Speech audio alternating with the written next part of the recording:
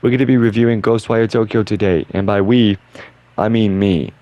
Anyway, this isn't going to be a very technical review because that's not really my style. We're going to start with the story, I suppose. The story for this game involves a spirit named KK who finds a body to possess in the form of Akito, who is the main character of this game.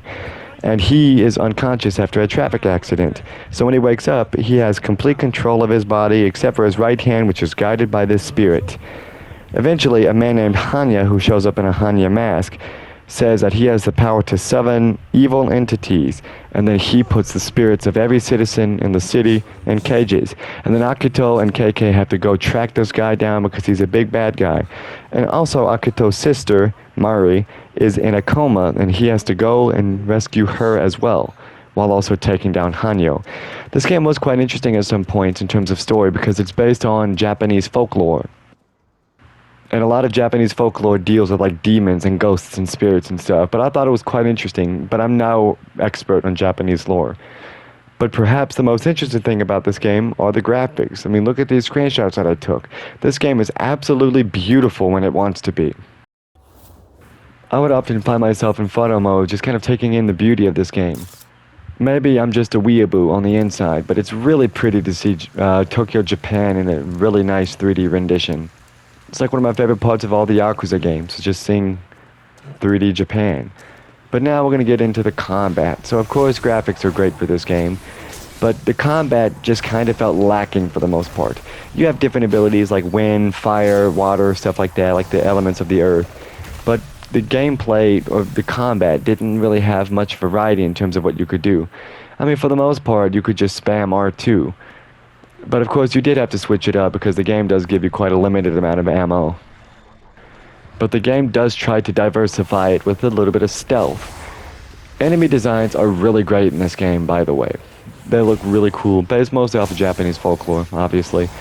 But for the stealth sections, it was mostly just like you walk up to an enemy and then stealth kill them, and then you get discovered and then you have to fight the usual stuff for stealth games. But you didn't need to rely on stealth, because most of the gameplay was just you cleansing torii gates. That's what most of this game is. You clean torii gates, or cleanse them, then you fight enemies, then you cleanse another torii gate, and then KK is like, oh, well we need to go cleanse this torii gate. So it did get a little repetitive towards the end, and as I said, there's not a lot of variety in the gameplay. I mean, you can pull the core out of an enemy, but it just felt like the game didn't really force you to switch things up that much. Bosses in this game are also quite interesting because they're the big bad enemies, obviously, and they have a lot of health, but you don't really switch things up that much. I mean, you can defend yourself, you can block, and you can parry, even a perfect parry if you time it correctly. But the combat just doesn't have a lot of variety. Every enemy basically has the same strategy work on them. It does get a little just boring after a while, and combine that with all the torii gates, which you spend most of the game doing. It's just not really that interesting. And then you get into the side missions, which are basically just you performing favors for other characters, like cleansing a tree. And those can be quite interesting because they do diversify the gameplay a little bit.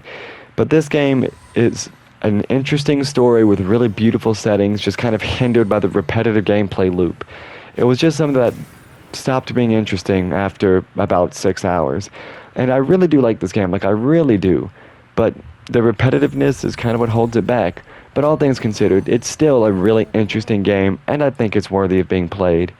If I had to assign a rating to this game, I think it would be a 7 out of 10. Don't get me wrong, this is an interesting game. I think you should play it, but just keep in mind, it can be tediously repetitive.